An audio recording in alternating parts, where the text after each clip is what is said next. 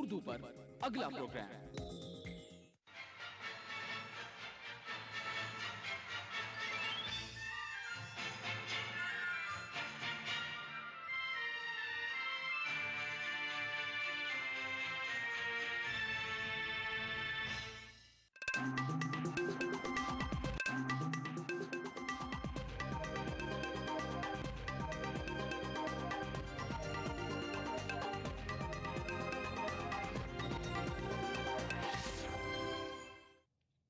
नाज़रीन आदाब, खबरों के साथ मैं हूं हिना। सबसे पहले इस वक्त की हेडलाइंस। हादसे का शिकार आबदोज से बहरिया के 3 एहलकारों की मस्शुदा लाशें मिली। शिनाख्त के लिए होगा डीएनए टेस्ट। अमेरिकी डॉलर हुआ 62 रुपए का। सेंसेक्स भी गिरा। माशी हालात पर पीएमओ में आला सतह पर तबादला ख्याल। मुअत्तल आईपीएस दुर्गा की बहाली पर पीआईएल सुप्रीम कोर्ट ने ठुकराई। कमल भारती की गिरफ्तारी पर यूपी हुकूमत से मांगा जवाब। और मुर्सी हामियों के कत्लेआम पर मिस्री फौज की हर तरफ मजम्मत। हलाकशुदगान की तादाद हुई 638।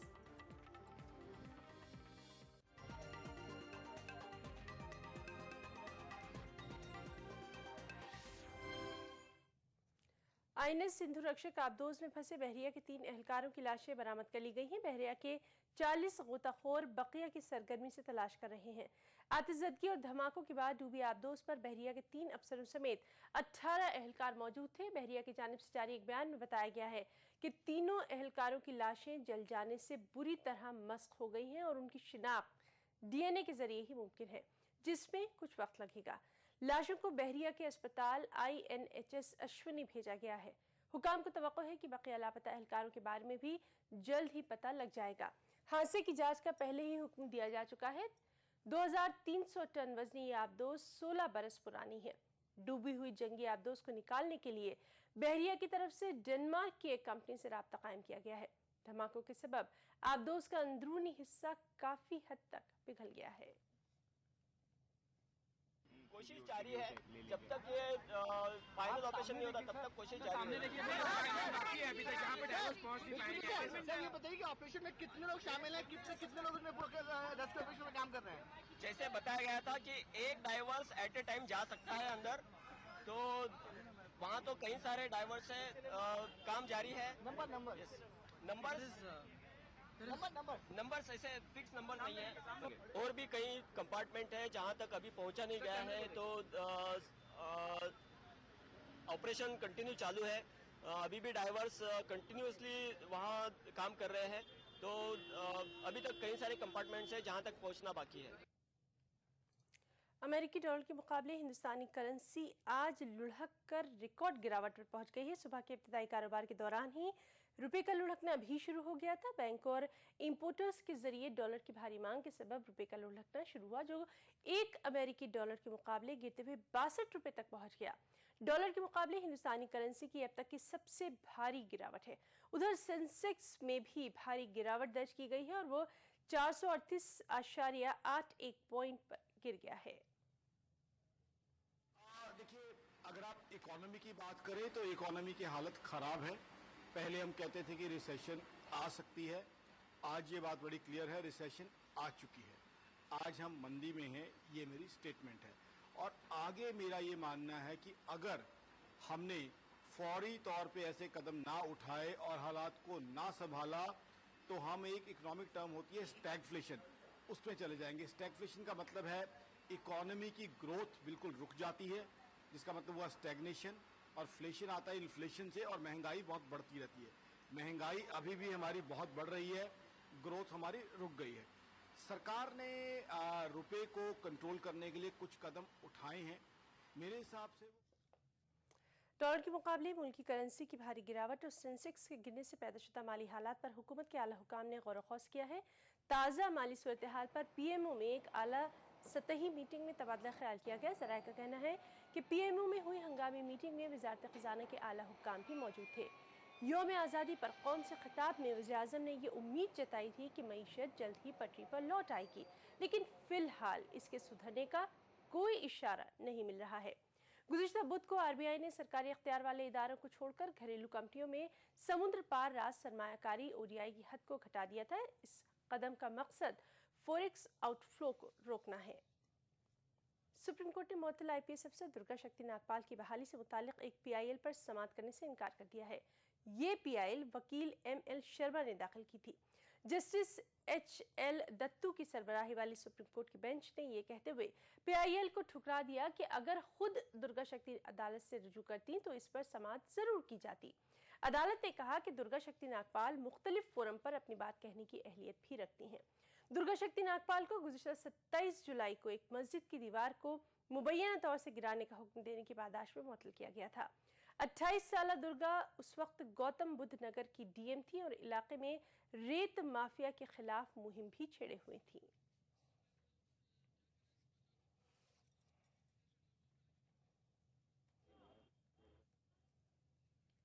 और नाज़रीन, इस पूरे मामले पर समाजवादी पार्टी के जनरल सेक्रेटरी नरेश अग्रवाल का क्या कहना है, आइए जानते हैं। लोगों को इस पर सोचना चाहिए। बड़ा हल्ला मचा रहे थे, जो बेवजह उसके वकील हो गए थे, उसमें मीडिया भी थी, तमाम समाज सेवक भी थे।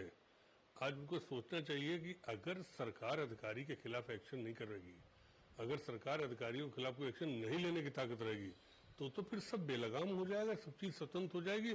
फिर सरकार काहे की थी और प्रजातंत्र काहे के लिए? इसने सिद्ध कर दिया कि अखिलेश सरकार ने जो निर्णय लिया था वो सही था। और भविष्य में अब कम से कम इन बाबू लोगों को समझना चाहिए कि उन्हें कोई भी संवेदनशील काम करने से पहले सरकार से राय लेनी चाहिए कि क्या होना चाहिए, क्या नहीं चाहिए। डिसीजन सरकार। इससे कबल सुप्रीम कोर्ट ने उत्तर प्रदेश हुकूमत से दलित स्कॉलर कमल भारती की गिरफ्तारी के मामले पर जवाब मांगा। कमल भारती को फेसबुक पर IAS दुर्गा शक्ति नागपाल की मुअत्तली के मामले पर समाजवादी पार्टी की रियासती हुकूमत की नुक्ताचीनी करने की पादाश में गिरफ्तार किया गया था। फेसबुक पर दलित स्कॉलर ने लिखा था कि समाजवादी पार्टी इख्तियारात का इस्तेमाल करने में अवामी मसाइल के हल के मामले में अंधी हो गई है। कमल भारती को 6 अगस्त को रियासती वजीर और senior party leader Azam Khan के करीबी की FIR की बुनियाद पर हिरासत में लिया गया। कमल भारती का इल्जाम है कि उन्हें सच बोलने के लिए समाजवादी पार्टी की ईमा पर फंसाया गया।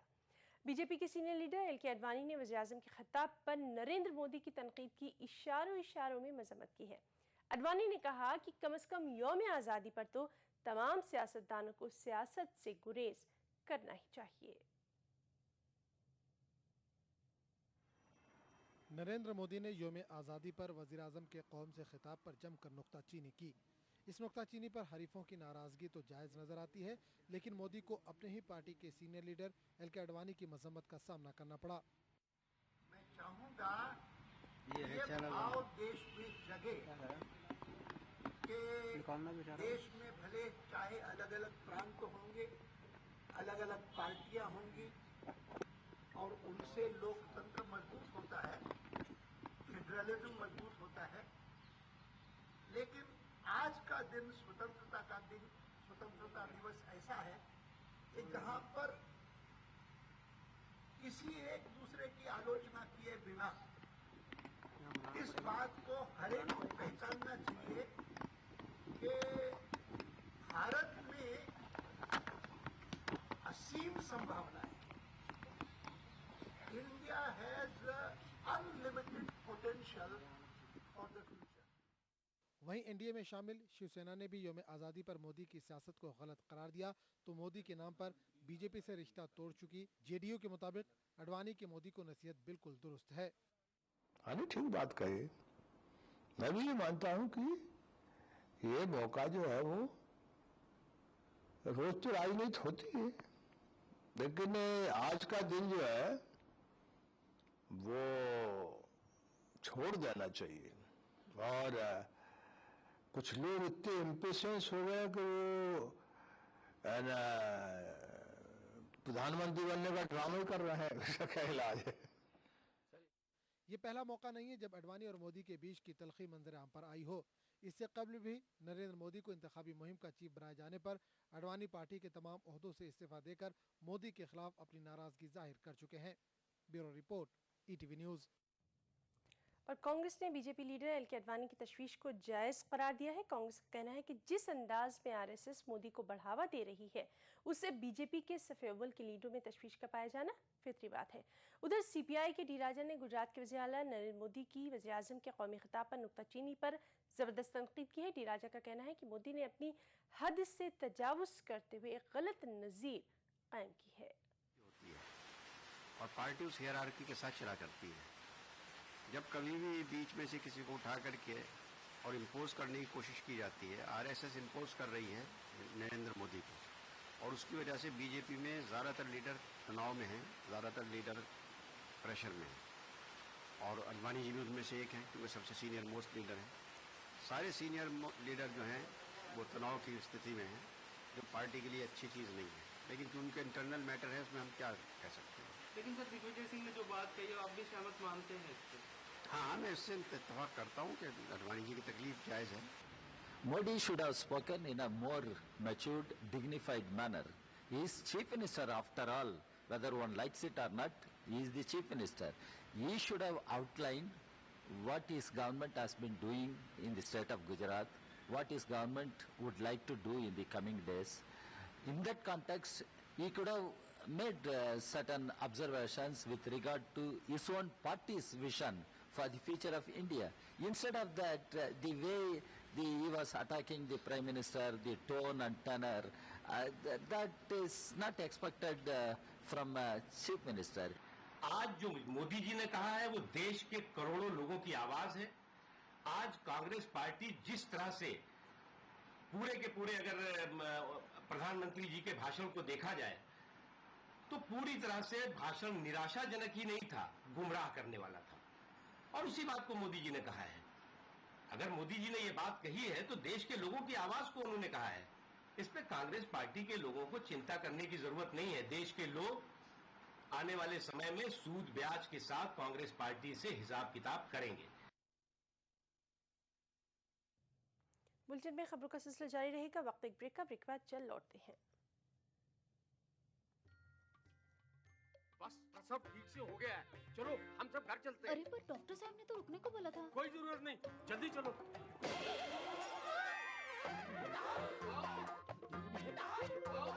देखा, गड़बड़ होने पर अस्पताल में तुरंत इलाज हो जाता है। प्रसव के बाद का 48 घंटा माँ और बच्चे के लिए सबसे जरूरी है, इसीलिए यहाँ 2 रात रुकना जरूरी है।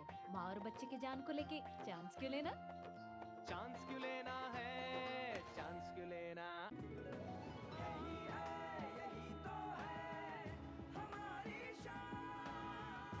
सबका फेवरेट वही जो है अंदर से सॉलिड, जेपी सीमेंट। मेरा फेवरेट, अब इंडिया का फेवरेट।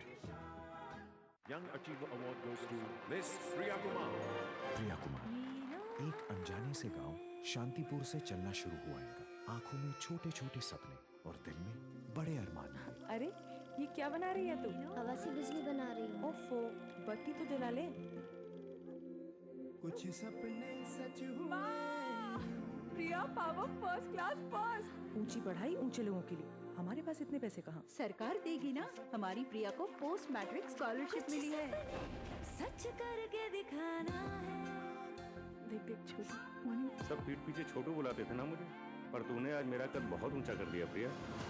हक मिला, हकीकत पती। अपना हक पाके आगे बढ़ने की यह कहानी है शांतिपुर के प्रिया कुमार की। भारत सरकार ऐसे ही लाखों कहानियां देश के हर कोने में लिख रही है ताकि आप बढ़ें, साथ ही देश को बढ़ाएं। भारत के इस निर्माण पे हक है मेरा, मानो हमें जाना है।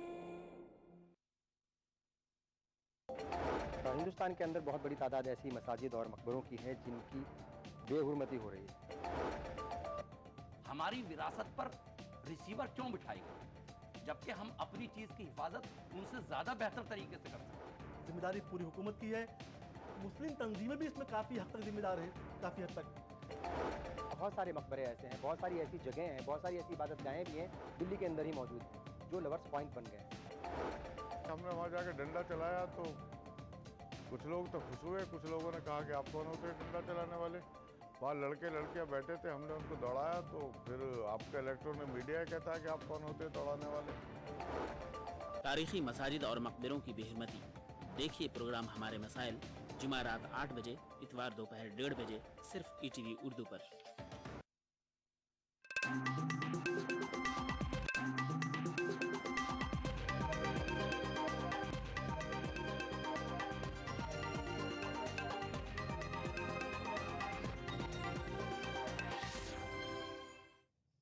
ब्रेक के बाद एक बार फिर आपका इस्तकबाल करते हैं। आईपीएल स्पॉट फिक्सिंग मामले के 8 मुलजिमीन की जमानत अर्जियों पर आज दिल्ली की एक अदालत समाअत करेगी। राजस्थान रॉयल्स के मुअत्तल खिलाड़ी अजीत चंदेला की जमानत अर्जी पर भी आज ही समाअत होनी है। चंदेला, श्रीसंत और अंकित चौहान को 26 दीगर अफराद के साथ गिरफ्तार किया गया था। इनमें मुतादिद बुकीज भी शामिल हैं। मुलजिमीन पर आईपीसी की मुख्तलिफ दफात और मकोका के तहत साजिश और धोखाधड़ी जैसे इल्जामात लगाए गए हैं। और अब बात मौसम की। राजधानी दिल्ली में आज मूसलाधार बारिश हुई और बारिश का पानी जगह जगह जमा हो गया। कई मुकामात पर बारिश का पानी जमा होने से ट्रैफिक जाम हुआ। अहम रास्तों पर गाड़ियां बड़ी ही सुस्त रफ्तार से चलती देखी गई। महकमा मौसमियात के मुताबिक जून में मानसून आने के बाद से दिल्ली में 539 मिलीमीटर से ज्यादा बारिश हो चुकी है, जो मामूल से 29% ज्यादा है।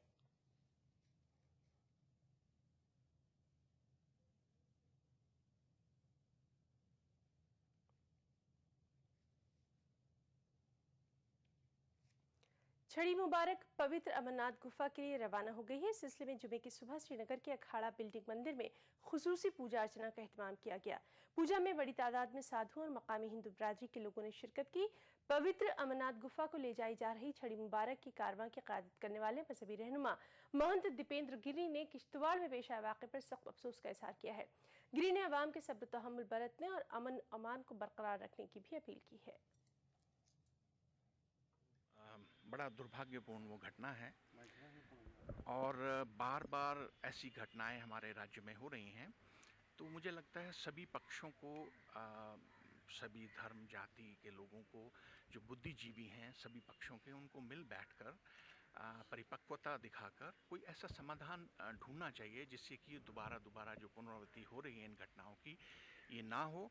और ऐसा कार्य हमें करना चाहिए जिसमें लोगों का, आवाम का भला हो, आवाम का हित हो, राज्य तरक्की कर सके और साथ साथ देश भी प्रगति कर सके। मध्य प्रदेश के वज़ीर आला शिवराज सिंह चौहान का कहना है कि रियासत में तरक्याती सरगर्मियों की मकबूलियत से कांग्रेस बौखलाहट का शिकार हो गई है, जिसकी वजह से कांग्रेस लीडर उन पर शख्सी इल्जाम तराशियों पर उतर आए हैं। शिवराज सिंह ने उम्मीद जताई मध्य प्रदेश में बीजेपी को दोबारा इक़्तिदार हासिल होगा। शिवराज सिंह चौहान ने ईटीवी उर्दू और हिंदी चैनल्स के हेड जगदीश चंद्र के साथ खास बातचीत के दौरान इन तमाम ख्यालात का इजहार किया। कुशाभाऊ ठाकरे, अटल बिहारी वाजपेयी और लाल कृष्ण आडवाणी से मुतासिर मध्य प्रदेश के शिवराज सिंह चौहान तलबा तंजीम की क़यादत से लेकर वजीर आला के ओहदे पर फायज हुए हैं। चौहान इमरजेंसी के दौर में तकरीबन 9 महीने जेल में भी गुजारे हैं।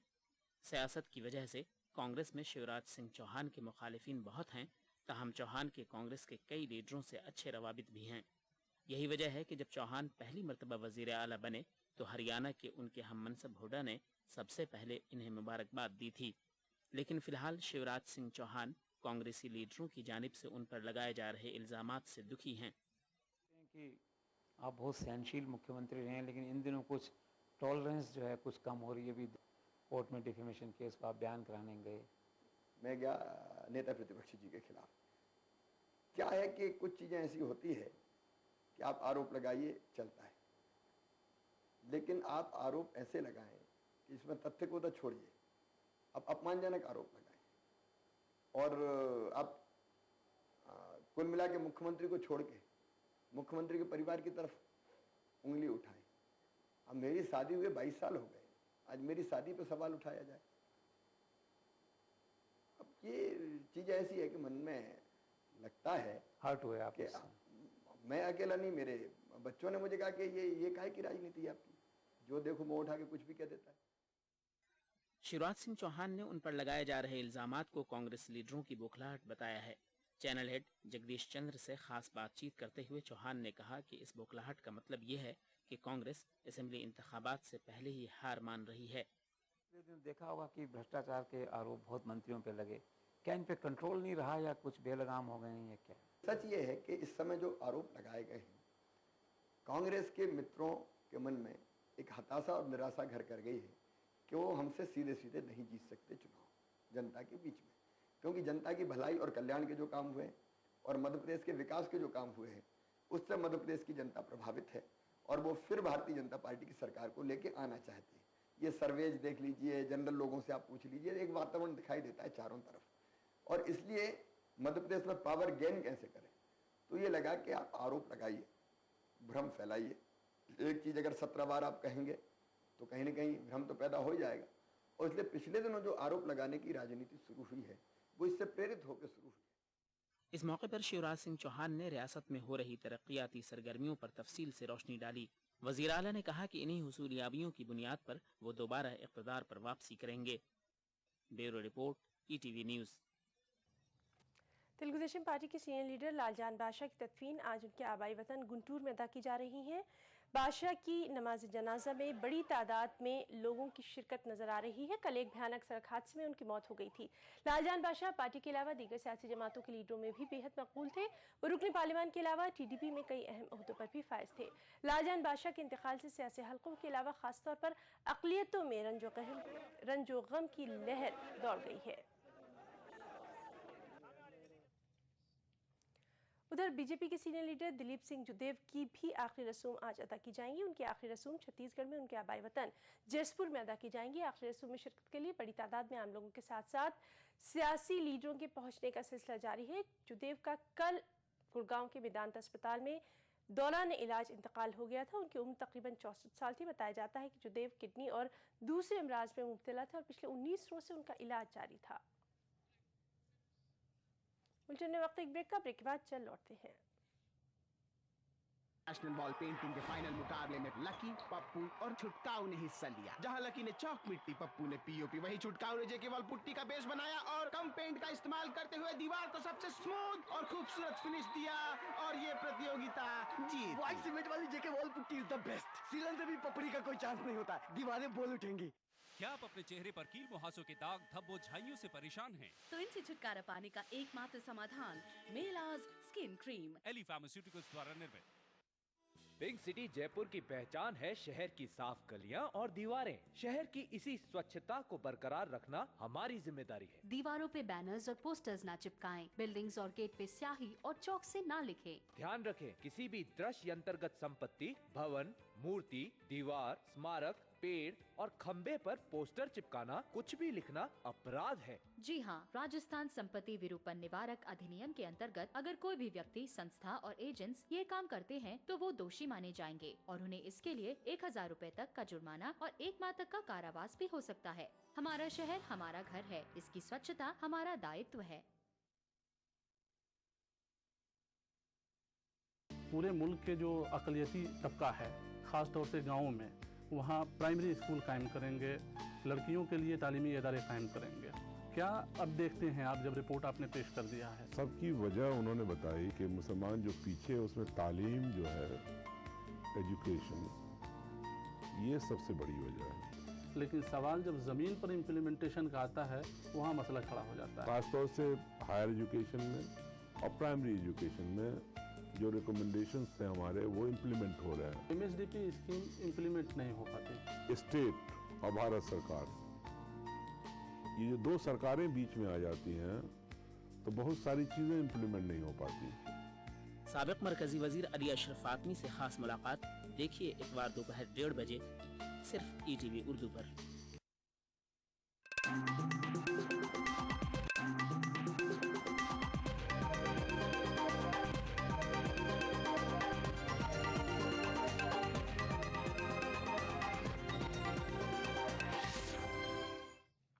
ब्रेक के बाद एक बार फिर आपके इस्तकबाल करते हैं और अब सबसे पहले बात करेंगे मिस्र में जारी फौजी बर्बरियत की।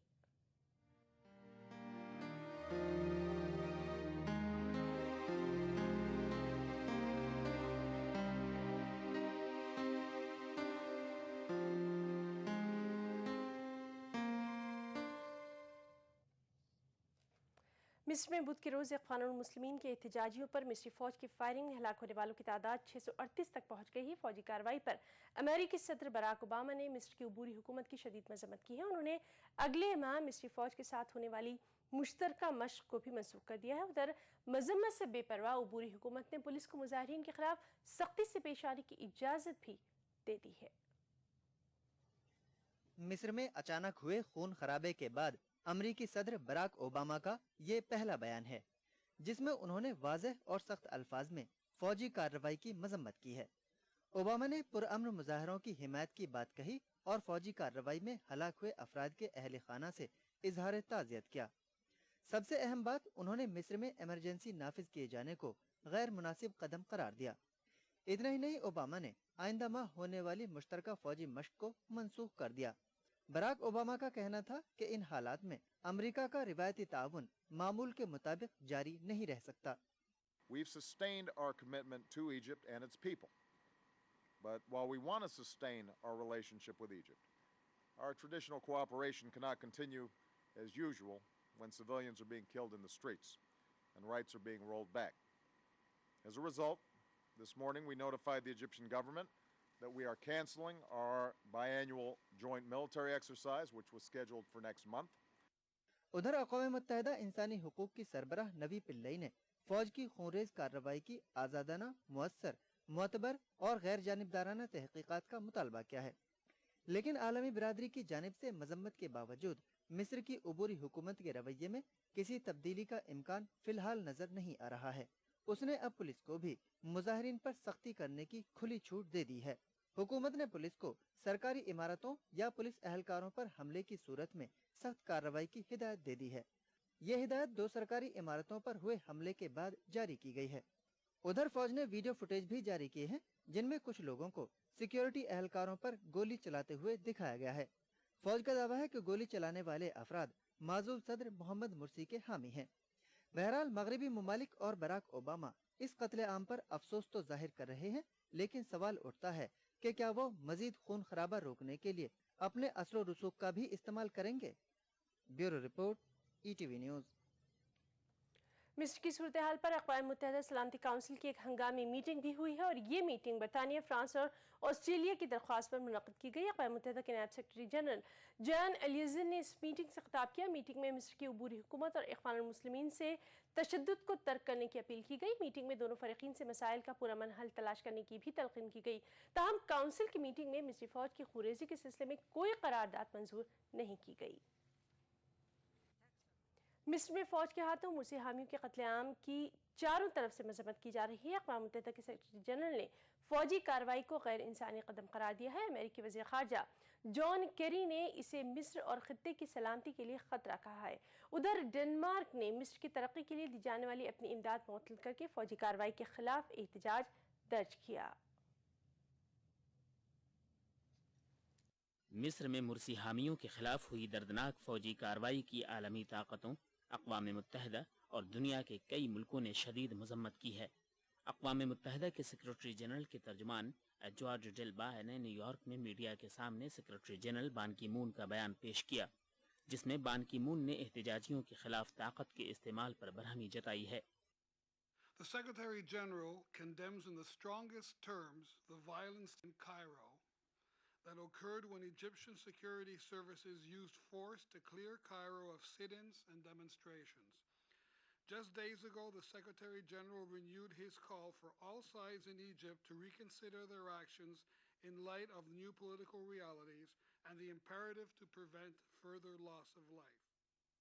अमरीकी वज़ीर ख़ारजा जॉन केरी ने मिस्री फ़ौज की कार्रवाई को मुल्क में जमहूरियत की बहाली की कोशिशों की राह में बड़ा रखना करार दिया।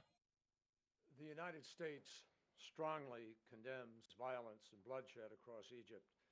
It's a serious blow to reconciliation and the Egyptian people's hopes for a transition towards democracy and inclusion. दूसरी जानिब माजूल सदर मोहम्मद मुर्सी के साबिक मुशीर ने फौजी कार्रवाई को अमरीकी इशारे पर उठाया गया कदम करार दिया है।